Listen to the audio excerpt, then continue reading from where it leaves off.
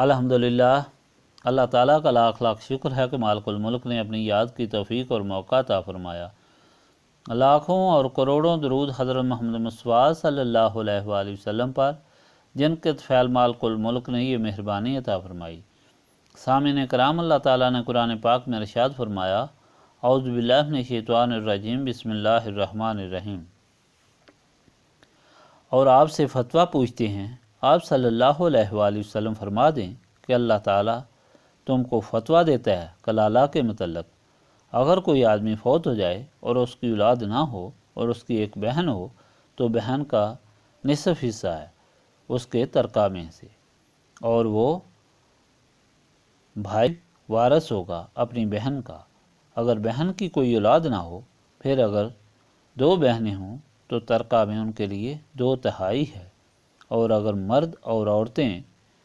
ہوں تو ایک مرد کا حصہ 2 عورتوں کے برابر ہوتا ہے۔ اسی طرح بیان کرتا ہے اللہ تعالیٰ تمہارے لیے اپنے احکام، تاکہ تم گمراہ نہ ہو جاؤ، اور اللہ تعالیٰ ہر ایک چیز کا خوب جاننے والا ہے۔ پچھلی مرتبہ کے فرمان الہی میں، جس میں اللہ تعالیٰ نے فرمایا کہ نیک عمل کرنے والے کو اس کے ہر ایک عمل کا پورا بدلہ دیا جائے گا، اور اللہ تعالیٰ اپنے فضل و کرم سے حساب سے زیادہ بھی دے گا، اور جو تکبر اور نافرمانی کرے گا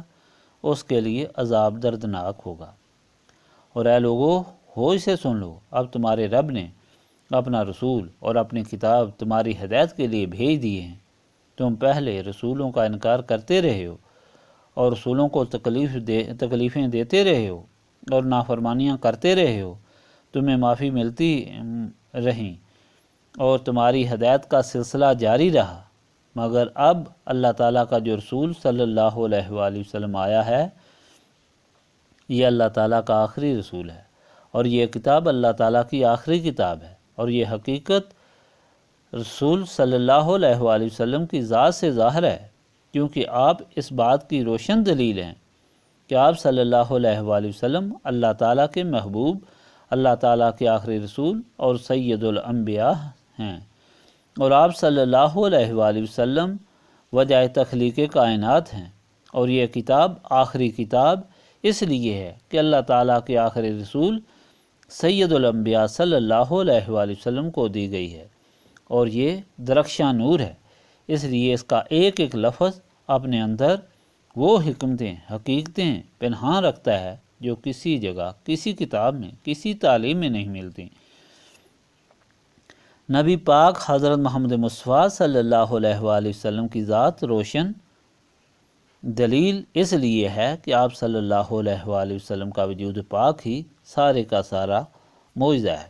آپ صلی اللہ علیہ وآلہ وسلم کی پیدائش پر بیت اللہ شریف کے محراب آپ صلی اللہ علیہ وآلہ وسلم کی طرف جھک گئی، فارس کا آتش کدہ بجھ گیا، کیسر روم کے محلات کے مینار جو تفاخر اور رعونت کی علامت تھے زمین بوس ہو گئے، اور آپ صلی اللہ علیہ وآلہ وسلم کی والدہ جناب محترم القدر نے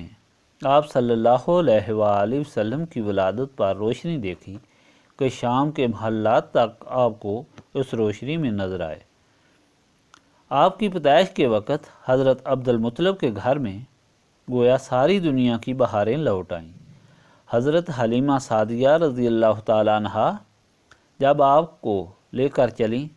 تو ان کی سب سے کمزور سواری سب سے طاقتور اور سب سے آگے ہو گئی۔ حضرت حلیمہ سعدیہ رضی اللہ تعالیٰ عنہا کا دودھ اتنا زیادہ ہو گیا کہ ان کے صاحبزادے بھی پیٹ بھر کر پیتے تھے، اور آپ کے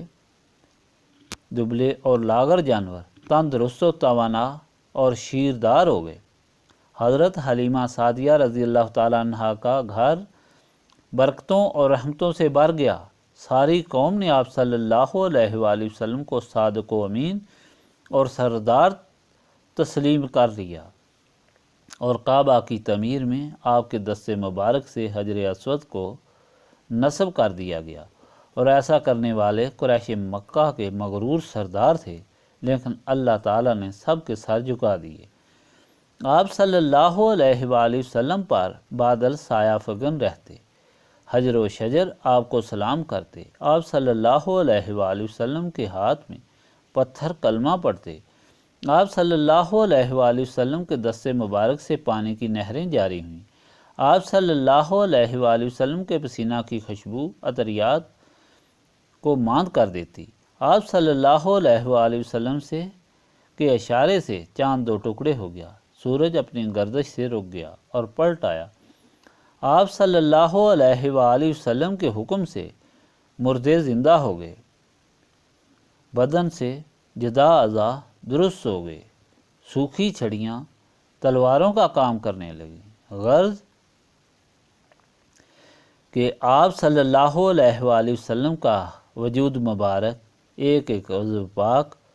اور حصہ معجزہ تھا کہ مخالفین کو عاجز کر دیتا تھا۔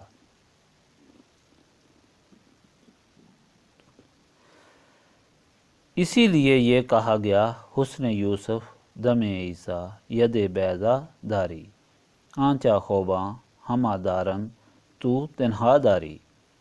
یعنی جتنے سب رسولوں کو معجزات عطا کیے گئے وہ سارے کے سارے حضور پاک صلی اللہ علیہ وآلہ وسلم کی ذات میں تھے، جس سے یہ ثابت ہو گیا کہ آپ صلی اللہ علیہ وآلہ وسلم اللہ تعالیٰ کے آخری رسول اور سید الانبیاء صلی اللہ علیہ وآلہ وسلم ہیں، اور جو کتاب آپ صلی اللہ علیہ وآلہ وسلم کو دی گئی وہ بھی آخری کتاب ہے، جس کے متعلق اللہ تعالیٰ نے فرما دیا کہ ایک صورت اس کی مثل بنا کر لاؤ اور اپنے سارے علماء فضلاء کو بھی ملاؤ تو پھر بھی تم ایسا ہرگز نہیں کر سکو گے، چنانچہ آج تک کوئی ایسا نہ کر سکا۔ اگر دوسری کتابیں مثلا تورات، انجیل، زبور کی اس کتاب سے برابری ہوتی تو وہ لوگ اپنی ان کتابوں سے کوئی ایت لا کر سامنے رکھ دیتے، لیکن قرآن پاک کی درخشانی اور عظمت کسی اور کتاب میں نہ مل سکی، جس کے مطالعہ سے پتہ چلتا ہے کہ یہ تعلیم کتنی ہماگیر ہے اور اس میں کوئی کمی باقی نہیں کہ اس کو پورا کرنے کے لیے دوسری کتاب آئے۔ تو اللہ تعالیٰ نے مہربانی فرماتے ہوئے یہ فرمایا کہ لوگو، یہ اللہ تعالیٰ کا فضل ہے، تم پر مہربانی ہے کہ تمہاری ہدایت کا بندوبست کیا گیا ہے، اور اس طرح ایسا رسول پاک صلی اللہ علیہ وآلہ وسلم جو سر تپا معجزہ ہیں، ایسی کتاب بھی جو ہر گوشہ گوشہ کو روشن کرنے والی ہے، اللہ تعالیٰ کی اس مہربانی کے سامنے سر اطاعت جھکا دو، ورنہ پھر اللہ تعالیٰ کے عذاب کا مقابلہ کرنے کے لیے تیار ہو جاؤ جو دردناک ہے۔ اس فرمان کے ساتھ ہی ایک چھوٹا سا حصہ اپنی ہدایت کا بھی فرما دیا کہ انسان کی بنیادی ضرورت کو پورا فرمایا۔ کلالہ ایسے شخص کی وراثت کے متعلق کہ نہ جس کی اولاد ہو نہ ماں باپ ہوں وہ کس طرح تقسیم ہوگی، یہ ثابت کیا کہ دنیا کا کوئی قانون اس قانون انصاف کا مقابلہ نہیں کر سکتا۔ اگر کوئی ہے تو جواب دو۔ جو ابھی آپ نے سنا، یہاں یہ بیان کرنے کا مقصد یہ ہے، پیر صاحب فرمایا یہاں یہ بیان کرنے کا مقصد یہ ہے، آج جمعۃ الوداع ہے۔ جمعۃ الوداع اس کو اس لیے کہا جاتا ہے کہ رمضان کا یہ آخری جمعہ ہے، جس کی یاد آوری کرائی جاتی ہے تاکہ یقین کیا جائے کہ اللہ تعالیٰ کی رحمتوں اور فضیلتوں والا مہینہ اور معافی والا مہینہ اب رخصت ہو رہا ہے، اس کے چند دن باقی ہیں، اس لیے اگر جاتے ہی قسمت سنوارنا، اللہ تعالیٰ کی رضا، دین اور دنیا کی نعمتوں کو حاصل کرنا چاہتے ہو تو ہوشیار ہو جاؤ، نہ صرف ساری زندگی کے گناہوں کی معافی مانگو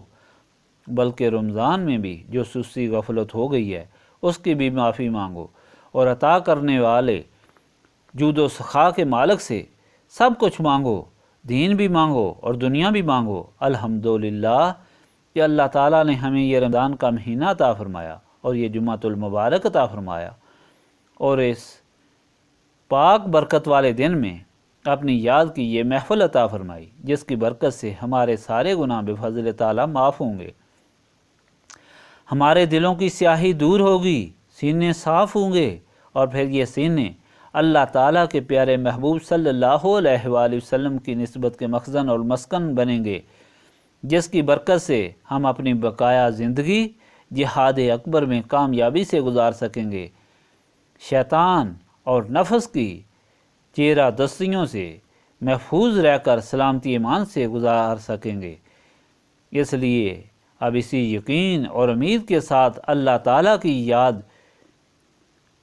کریں اور اپنا دامن مراد جود و سخا کے مالک کے سامنے اس کے محبوب صلی اللہ علیہ وآلہ وسلم کے واسطے سے پھیلا دیں،